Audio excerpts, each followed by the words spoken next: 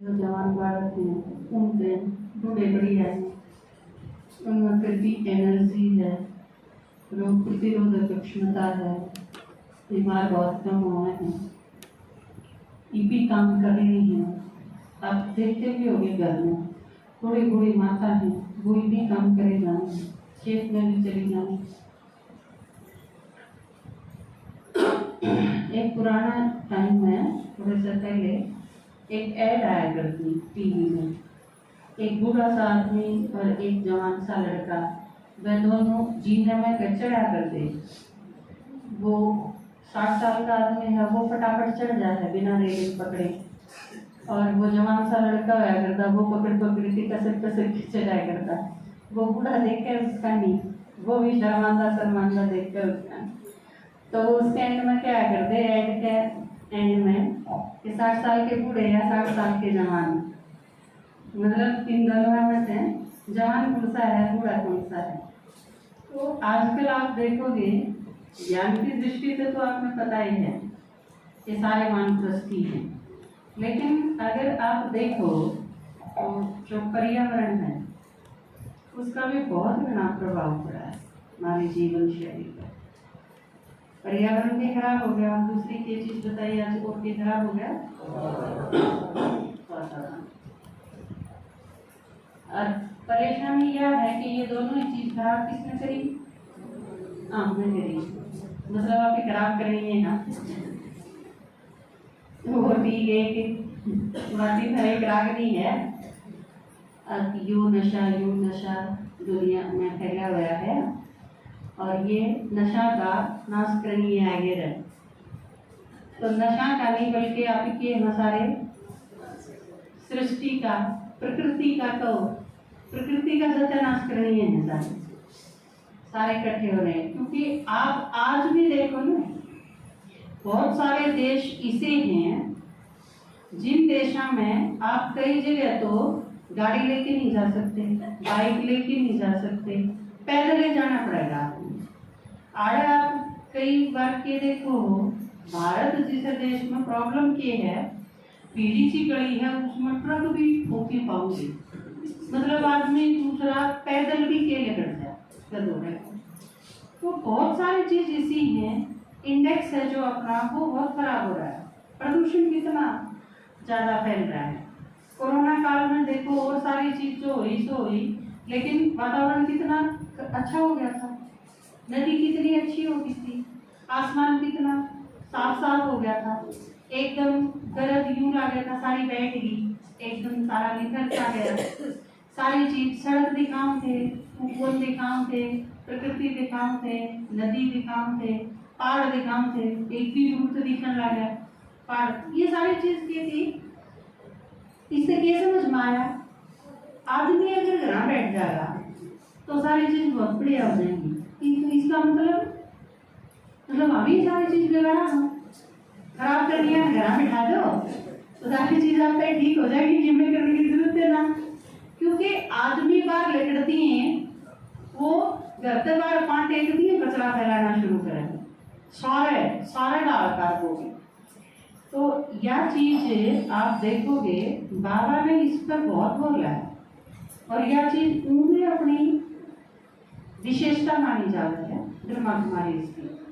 कि आप देखोगे ना, मधुबन देखो, मधुबन तो राजस्थान में है, राजस्थान का इलाका किसा है, बिल्कुल रेतीला, नया रेत और कुछ नहीं, राजस्थान में है कि।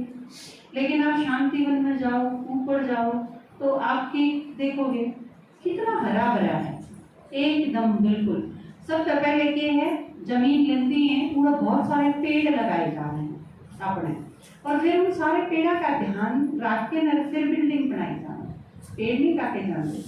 क्योंकि पर्यावरण में ठीक करने खातर सबसे अच्छा रास्ता ये है, हरियाली जितनी ज्यादा, जंगल जितने ज्यादा, जंगली जानवर जितने ज्यादा होंगे, प्रकृति का हम जितना ख्याल रखेंगे उतना ही प्रकृति हमारा ख्याल रखेगी। और प्रकृति का क्योंकि ख्याल नहीं रखा गया तो ये हुआ विनाश का उतारू है, विनाश करके छोड़ेगी। इसे का नाम बाबा ने जो किया नेचुरल कैलेमिटीज, प्राकृतिक आपदाओं के द्वारा जो विनाश है वो इस कारण का होगा। और ये सारी चीज चीज़ा खातर मानव जिम्मेदार और किसी की नहीं है जिम्मेदारी। जंगली जानवर ने कुछ नहीं करा बेचारा ने, वो तो इसके शिकार है, करा हमने है। मनुष्य आत्मा है वो इसकी रिस्पॉन्सिबल है इस सारे विनाश की। और ट्रेजेडी के है, विडंबना के है इस टाइम की कि लोग के नाम ने विकास कर लिया। यूक्रेन में दिखने लग रहा विकास कर लिया, दिखे है ईरान में दिखने लग रहा विकास, अमेरिका चीन और दूसरे देश ये दिखाने में कितना विकास कर लिया।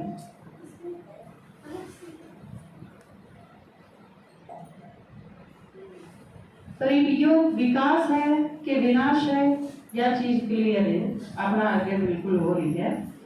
तो जो यह चीज थी कि पौष्टिक भोजन है, बाबा भी देखो के कर है, याद का जब भी जिक्र आवे है तो खास बाबा के कर है कि खाना बनाने आने तो जरूर बाबा की याद में रहना चाहिए। खाना बनाना और खाना खाना ये दोनों चीजें मोस्ट इम्पोर्टेंट है, बाबा अंडरलाइन कर रहा है बहुत बार, क्योंकि खाने पे पूरे शरीर का निर्भर है। आप स्वस्थ रहोगे कि रोगी होगे, ये सारी चीज क्या पर डिपेंड करेंगे? खाने पर। खाना किस तरह बनाया, किस तरह खाया। फिर इस पे आवे है बाबा ने जो अपनी एक बिग है कृषि किसान भाइयों की, और भारत क्योंकि कृषि प्रधान देश है, कृषि प्रधान देश मतलब किसाना का देश है। किसाना का देश है तो जुगर वंदे मातरम है, माताएं की वंदना करी गई तो जिम्मेवारी माताएं की होगी। ये भारत अगर किसाना का देश है तो जिम्मेवारी किसकी होगी? किसाना की होगी, क्योंकि सारी दुनिया में कौन खिलावे है? किसान खिलावे हैं। यह एक अलग बात है कि वह अनाज खुआओगे कि जहर खुआओगे, कि वह सारी दुनिया ने जहर उगा उगा के खिलाने लग रहे हैं, तो जिम्मेवारी किसकी होगी? वो तगड़ा पाप कर्म है। ये बहुत ज्यादा लाभ के चक्कर में, वो प्रॉफिट के चक्कर में कि हमने बहुत ज्यादा पैसे मिल जा, बहुत कमाई हो जा, घने सारा उगाला हम बोचे जहर बनो चाहे किम्मे बनो। ये बात एक बात बताओ, कि पानी दूध लेके आओ हुआ किसी का, और वो दूध में किम्मे मिला दें, पानी मिला दें तो भी नू है ना पाप होगा, और पानी की जगह जहर मिला दे तो। और ये जो सारे किसान अनाज के जहर मिलाने लग रही हो, यू क्यों होगा? तगड़ा पाप कर्म नहीं है, क्योंकि सारे दुनिया वो भी किस खातिर बेचारे लोग हो रहे होंगे, कितना अनाज खाना पड़ेगा, मजबूरी है, खरीदना पड़ेगा। जो दूध वाले कहते हैं तक हम दूध के पीछे देवा, हम पानी के थोड़ी देवा, तो पानी मिलाना गलत है, तो भाई बेचारे अनाज के पीछे देवे हैं भाई, इस जहर के पीछे थोड़ी देवे हैं। तो जो हिसाब करे हैं वो भी पाप कर्म हुआ है। कई बार लोग यह चीज समझ में नहीं आती कि इसमें ये पाप कर्म है, ये बहुत बड़ा पाप कर्म है, क्योंकि सब ही खाने की प्लास्टिक की चीज है, कुर्सी में मिलावट कर दी, चलो कोई बात नहीं, बैठ जाएंगे, एक साल चाल दी बात 10 महीने में टूट जाएगी तो क्या फर्क पड़ेगा, कोई खास बात नहीं। लेकिन अगर खाने की चीज में मिलावट कर दी तो कितना खतरनाक है। यह चीज कई बार आप कहे ना, हाँ अगर मिठाई बनाने वाले सत्यानाशी है, तब मिठाई जब न्यू मेरा दुनिया खरीद के खावेगी और उसमें मिलावट करना, और अनाज मिठाई तो आदमी छोड़ भी देंगे, अनाज में ना कुछ कर दी होंगे, अनाज तो कंपल्सरी चीज है। रोटी कपड़ा और मकान में है, रोटी कपड़ा और मकान में भी पहली चीज है रोटी, तो इस चीज का सबने देनी पड़ेगी, खरीदनी पड़ेगी, मजबूरी है, और उस मजबूरी का फायदा उठा के न उसमें जहर घोल के न देना, कितनी कसौटी, बहुत सख्त तगड़ा पाप कर्म है। तो इस पर आपके दादाजी ने एक गीत बनाया था, मैं वो सुनाऊंगा आज आपको।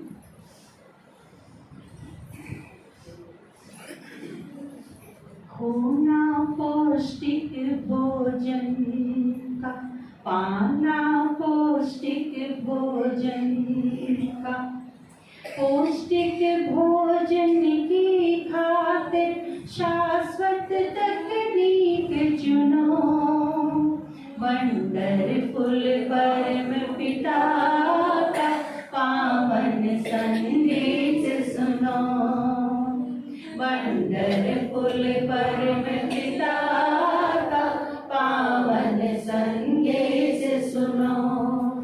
और इन सारी चीज़ों का मतलब क्या है? दाल रोटी खाओ, प्रभु के गुण गाओ, भगवान की याद में बनाओ, खाओ, और फिर बाबा ने याद करो, बैठो। खोना पौष्टिक भोजन का, पाना पौष्टिक भोजन का, पौष्टिक भोजन की खातिर शाश्वत तकनीक चुनो, वंडरफुल परम पिता का पावन संदेश सुनो, वंडरफुल परम पिता का पावन संदेश सुनो।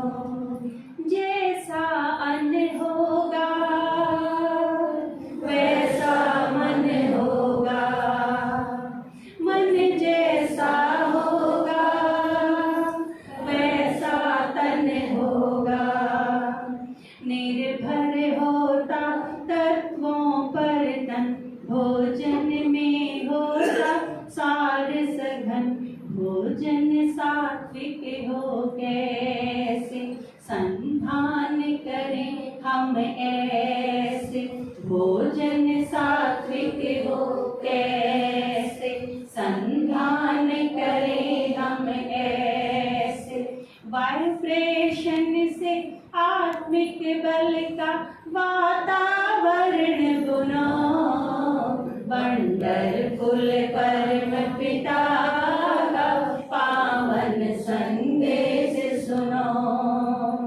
वंडरफुल परम पिता का पावन संदेश सुनो।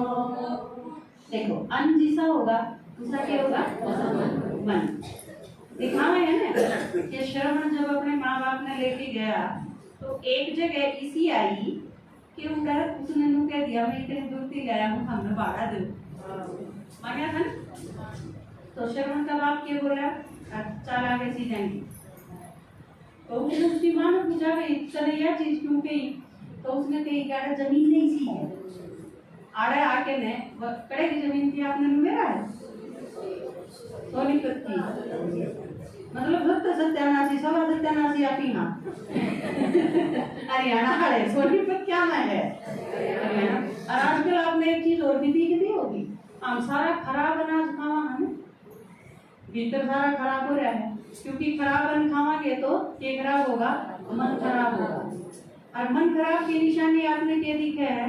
कोई कितने मर जाओ बात में, कितने कोई पेपर लीक करवाना हो, कितने नकल करवानी हो, कितने और कितने नौकरियां में झांसा दे के कोई लुआने हो, कितने रिश्वत का मामला हो, पूरे भारत में कितना है कोई गैंग हो, हरियाणा के जरूर पाओगे क्योंकि वो मोदी के वतन के देश में जाके ने। अब तो भारत ऐसा देश है कि इसके लोग सारे देश हम बाजे, चाहे America, Canada, Britain, Germany, Australia, Japan, जो भी हो, कितने भी देश हैं सब में भारत के जरूर पा जाएंगे। तो भारत में कितने कोई घुटेगा हो, हरियाणा के जरूर पाओगे। और उसमें भी सबसे ज्यादा अगर आप देखोगे ना तो नाम है सोनीपत रोहतक, सबसे ज्यादा। या तो आप रोज न्यूज में देख लो बेशक, और रोहतक और सोनीपत कौन से जिले हैं आपने मेरा जो शिक्षा में सबसे आगे? इसका मतलब है शिक्षा सत्यानाश करने लग गई है, दिखे हैं भ्रूण हत्या में सबसे आगे थे आप, ये सारे गुटे का में सबसे आगे हैं। और सबसे ज्यादा एक में है विकसित ये जिले हैं हरियाणा के। इसका मतलब जितना विकास होने लग रहा है उतने सत्यानाश से तैयार होने लग रही है। क्लियर नहीं है यह चीज? बिल्कुल। तो फिर की करना करें तो विनाश का मतलब फिर क्या है? विकास से क्या हो है? विध्वंस करने का तैयार होगा। ये सारे इंटेलिजेंट बालक हैं, ये सारे ये बने। तो जैसा अन्न होगा इसका मतलब देखने की जरूरत है। सबसे पहले ठीक ये चीज करनी है।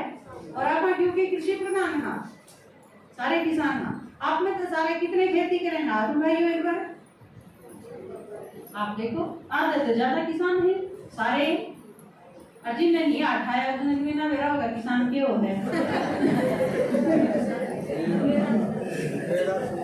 वो एक मास्टर बोला वो फिर लोग सारे के लिए सुना रहे थे। तो फिर ये क्या भाई नस नस में है चीज बदल गया। एक बार एक मास्टर ने बोला बेटा अभी बासी रोटी ना खाया करो खाना, बासी खाओ ना खाना तो तारा दिमाग ठीक हो रहा है। एक बार खड़ा होकर ने बोला जी दिमाग क्यों है? मैं बोला तू ऐसे खाया कर जिसने मेरा दिमाग क्यों है? खिचड़ी थी, रोटी कौन सी खिचड़ी थी? ठीक है। तो अन्न जैसा होगा, खराब अन्न अगर है, बाबा ने देखो बाबा की श्रीमत मैं आपने याद दिलाऊं, अरे हरियाणा में सबसे ज्यादा कमांडर परिवार जिसका पापा कई बार जिक्र करा करें उनके साथ रहे हैं काफी। कमांडर परिवार है वो रानी माता थी उनकी युगल है और बहुत अच्छे सहयोगी रहे वो बाबा के यज्ञ में। उनकी एक बेटी जोन इंचार्ज है आरती दीदी। उस परिवार के पास पूरे हरियाणा का शराब का ठेका था, शराब सारी उनके जरिए जाया करती, बहुत अमीर आदमी थे वे। तो उनने बाबा से पूछी कि बाबा की करा, तो बाबा ने यह चीज तो कही थी भाई भगवान के बढ़ गए तो ये धंधा तो बंद करना पड़ेगा क्योंकि गलत है, लेकिन धीरे धीरे इतने यो बंद करो ने बिल्कुल पूरी तरीके से। उससे भी पहले आज तक जो भी थारी कमाई है इस धंधे से जो भी थारी कमाई हो है आमदनी हो है उसने हम किचन के प्रयोग में नहीं लाओगे, उसने हमने कोई भी रोटी पानी सब्जी की चीज नहीं खरीदी। तो देखो आप कितना बड़ा आधार है खाना, जो आपका भोजन खावा हाँ वो सीधा मन के ऊपर असर डालेगा।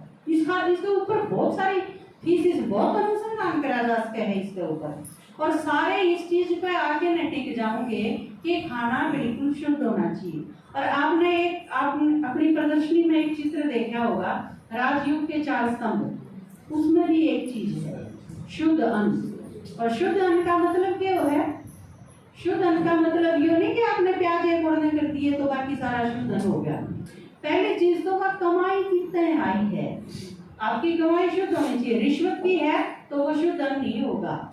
उसमें अगर सारे विषैली चीज पड़ी हुई है, खाद और रासायनिक कीटनाशक का दुनिया भर का छिड़काव है, वो भी शुद्ध अन्न को नहीं है। फिर बनाया किसकी याद में गया है? गाड़ दंदी दंदी तो नहीं बनाया गया है, वो भी शुद्ध अन्न को नहीं है। फिर खाया किस तरह गया है?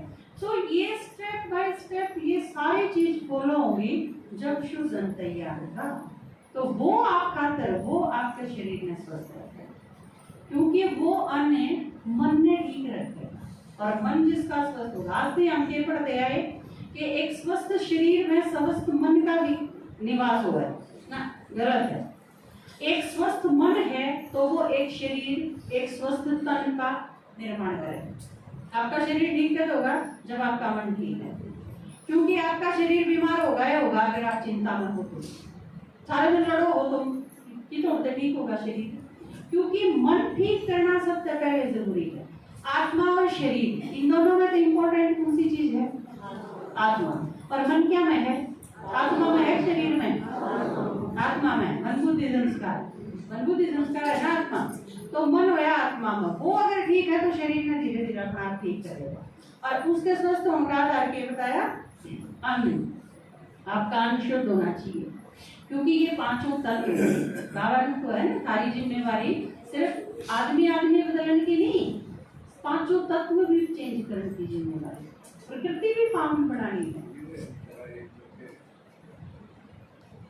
जैसा अन्न होगा वैसा मन होगा, मन जैसा होगा वैसा तन होगा, निर्भर होता तत्वों पर तन, भोजन में होता सार सघन, भोजन सात्विक हो कैसे संधान करें हम ऐसे, भोजन सात्विक हो कैसे संधान करें हम ऐसे, वाइब्रेशन से आत्मिक बल का वातावरण बनो, वंडर कुल परम पिता का पावन संदेश सुनो। वंडरफुल परम पिता का पावन संदेश सुनो। गर फसलों में जो खाद दिया, हमने हत्या सा अपराध किया। लगता जैसे आबाद किया, सच में जीवन बर्बाद किया। धरती माँ को भी मारा, हिंसा का भार है सारा। धरती माँ को भी मारा, हिंसा का भार है सारा। कर्म गति का मर्म सही, सुन समझ के बाद गुनो। वंडरफुल परम पिता का पावन संदेश सुनो। वंडरफुल परम पिता का पावन संदेश सुनो। आप देखो, इसके ऊपर एक छोटी सी स्टोरी याद आती है। एक जीव दूसरे जीव का कितना ध्यान रखता है। हम तो आदमी हैं, सर्वश्रेष्ठ जीव हैं इस सृष्टि के। वो एक वीडियो आया करे, उसमें आया करे एक आदमी का वह है कि परमात्मा भी ऊपर से देखता होगा तो उसने भी बड़ा वंडर लगता होगा, क्योंकि वो सोचता होगा मैंने दुनिया की सबसे सुंदर चीज बनाई थी इंसान, और ये नीचे आके कीड़े मकोड़ा से भी बदतर बन गए। ये किसे हो गई, इसी रचना तो नहीं रची थी। तो आपस में जीव एक दूसरे का कितना ख्याल रखते हैं, जबकि आदमी ने, क्योंकि जो सर्वश्रेष्ठ है उसकी जिम्मेवारी भी ज्यादा है, उसने बाकी सबका ध्यान रखना चाहिए। वैसे भी हम बड़े हैं तो छोटा का, आपके घर में जो बड़ा आदमी हो है वो छोटा का ध्यान रखते हैं। तो इस सृष्टि में भी हम जीवात्मा हैं, तो बाकी सारे जो छोटे छोटे जीव हैं उनका ध्यान रखने की जिम्मेवारी किसकी है? हमारी है। आप जो कीटनाशक का छिड़काव करो खेता में, तो उससे क्या हो है, सारे जीव जंतु मर जाए बेचारे छोटे छोटे। आप एक चीज बताओ, ये चिड़िया है वह कितने खाओगी? आप जो अनाज उगाओगे, खेत में फसल उगाओगे, चिड़िया अपनी नहर क्यों बोएगी के? उसका भी तो उसी में है। जब चिड़िया इससे दुनिया की है, धरती इससे दुनिया की है, फसल आप उगाओगे तो उसमें उनका भी हक है। मैं बिल्कुल छोटी सी थी, एकदम ना समझती, तेरा नहीं था कहने का, तो पापा ने, मैं क्यों करूं, या बिल्ली जब आ जाए घर में आड़े इस कमरे में, और मैं इसकी बात छोड़ाई कितनी बार एरिया जब फिर आ जाए, पापा ने बोले कि बिल्ली का भी घर है। मैंने बड़ी हैरत हुई, मैं बिल्ली का भी घर है, मैं सोचा करती मारा मारा है आज मेरा बटे इसका भी है। बोला बिल्ली भी मुझे सोचती होगी क्या कितना आएगी, और तो मेरा घर है कुत्ते हैं, बिल्ली हैं, क्योंकि ये सारे के सारे जीव जंतु जितने भी हैं, क्योंकि वो सारे इसे धरती के तो हैं। अपने भाई बंधु नहीं है के, वो भी इसे दुनिया के, हम भी इसे दुनिया के, वो भी परमात्मा के रचे हुए हैं, हम भी परमात्मा के रचे हुए हैं, हम भी भगवान की संतान। बाबा ने क्या कहे हैं, सर्वात्माओं के पिता हैं, ये जीव जंतुओं का पिता और कोई है? वो है ना। तो जितनी सारी चीज है हमारी, इब हमने कीटनाशक का छिड़काव करके न आसपास के, मैं कई बार देखूं हूँ डोड़े हुए हैं ना उन पे, वो इसका जाड़े जाना करें, जाड़ा भी संबंध है एक भी, कई तो इतने खतरनाक हुए हैं। जब धान का सीजन आवे ना, आप जब धान बो रखे हो खेता में, तो आप देखियो डोड़िया पर जो घास भी को नहीं पावे कितने किम्मे, सिर्फ दाने दान, उसका सिवा और कुछ नहीं। मतलब उसने कई सारी चीजें में खत्म कर दी, और फिर वे सारे उस धरती खातर जरूरी है, नुकसानदायक नहीं है दुनिया में कोई भी चीज, वो सारे के सारे। मैं वो देखूं थी वो शिव पुराण, विष्णु पुराण, तो विष्णु पुराण में जब वो लोगो है, मनु ने नाव बनाई और नाव में सारी चीज रख ली, कि नई दुनिया बनानी है, नई सृष्टि रचनी है और उसमें सारी चीज चाहिएगी, तो सबके बीज रख लिए। तो भगवान ने पूछी कि इसमें ये वो एक चीज रहेगी, तो फिर उसने देखा कि इसमें तो बहुत सारी चीज को नहीं, कि ये तो नहीं रखे तने, तो वो बोला ये तो खतरनाक है, जिस तरह सांप है, बिच्छू है, ये सब है, बोले ये इनकी क्या जरूरत है। तो परमात्मा ने कही दिखाया उसमें कि ये सारे जरूरी हैं, ये नहीं होंगे तो प्रकृति का संतुलन नहीं रहेगा, ये नहीं होंगे तो सृष्टि में बहुत सारी चीजें की अड़चन शुरू हो जाएगी। ये सारे रखे, फिर वो सांप बिच्छू ये सब कुछ सारे जीव पकड़ के लाया और उसने उस नाव में रखे। तो इस दुनिया में आप क्या सोचो, भगवान नॉलेजफुल है, सब है ज्यादा ज्ञानी समझदार वो है, और उसने जब ये सारी चीज इस सृष्टि में रखी है तो इसका मतलब काम की है। कोई भी चीज ऐसी कित है कि वह काम की ना हो, गिरगिट ना हो तो भी काम कौन चले, चिंगुर ना हो तो भी काम कौन चले, ये सारे के सारे बहुत इंपॉर्टेंट है। जिस तरह हम जरूरी हैं अपने परिवार खातिर, इसी तरह ये भी जरूरी है। तो एक जापान की घटना है, ये भी थोड़ी देर दिन पहले आई थी, असली घटना है। एक आदमी अपना घर तोड़ा था, कुछ मरम्मत करानी होगी उसने, दीवार में तोड़न लगा, जब अंदर एक कील ढुक रही थी और उसने देखा उस दीवार में छिपकली थी। छिपकली के पिछला जो हिस्सा था उसकी पूंछ सी होया करे ना छिपकली की, उसमें कील ठुक गई। बार आप दीवार में कील ठोको और उसमें पूरा छिपकली थी, बाई चांस उसके में ठुक गई दीवार, और वह कील ठुकी रही, और वह कील ठोकी थी 5 साल पहले, जब वो आदमी दीवार तोड़ रहा था। 5 साल पहले ठुकी हुई कील में, और वह छिपकली जिंदा, और जबकि छिपकली आ नहीं सकती उन्होंने कील ठोक रखी। तो उस आदमी ने सोचा 5 साल से ये जिंदा रही ठुकर, इसने खाया के या क्या के सारे पर जिंदा रही। तो उसने वो काम छोड़ दिया बीच में, उसने सोचा मैं देखूंगा, उसकी जिज्ञासा हुई भाई मैं देखूं, तो उसने काम रोक दिया, वो बैठ के देख के गया। तो कुछ टाइम के बाद उसने देखा एक दूसरी छिपकली है, उसका फिर खाना लेगी, और उसने उस छिपकली से ही खाना खिलाया, और इस आधार पर वह जिंदा रही पूरे 5 साल। 5 साल एक छिपकली ने दूसरी छिपकली अपना साथी बचाने खातिर वह 5 साल से प्रयास करती रही, उसका ध्यान रखती रही। आप यूं सोच लो, आपके घर में अगर कोई बेड रेस्ट पे है 5 साल, तो भी आप 5 महीना में थक लो और सोचने लग जाओ ये तो भगवान इसकी माटी जंगा ले तो ठीक है।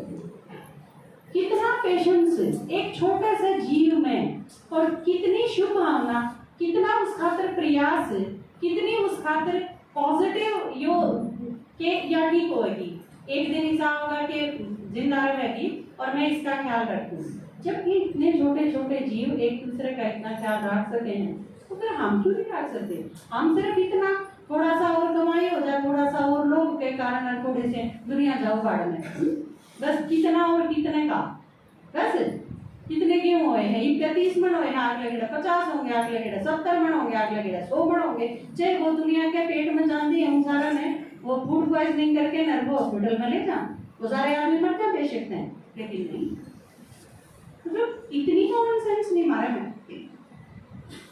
घर फसलों में जो खाद दिया हमने हत्या सा अपराध किया, लगता जैसे आबाद किया, सच में जीवन बर्बाद किया, धरती माँ को भी मारा, हिंसा का भार है सारा, धरती माँ को भी मारा, हिंसा का भार है सारा, कर्म गति का मर्म सही सुन समझ के बाद गुनो, वंडरफुल परम पिता का पावन संदेश सुनो, वंडरफुल परम पिता का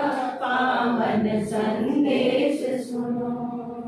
हिंसा का फल बनता रहता, अपन तो ज्ञान है, जो आदमी जो कर्म करेगा उसके फल से वो बच नहीं सकता। वो पुण्य कर्म है तो भी फल मिलेगा, वो पाप कर्म है तो उस पर मिलेगा, उसमें अवॉइड नहीं कर सकते।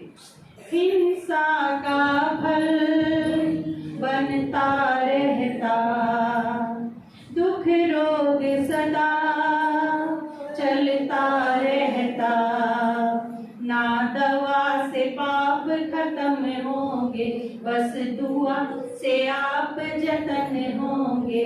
कल्चर पर एग्री होना, ये बीज ज्ञान का होना। कल्चर पर एग्री होना, ये बीज ज्ञान का होना।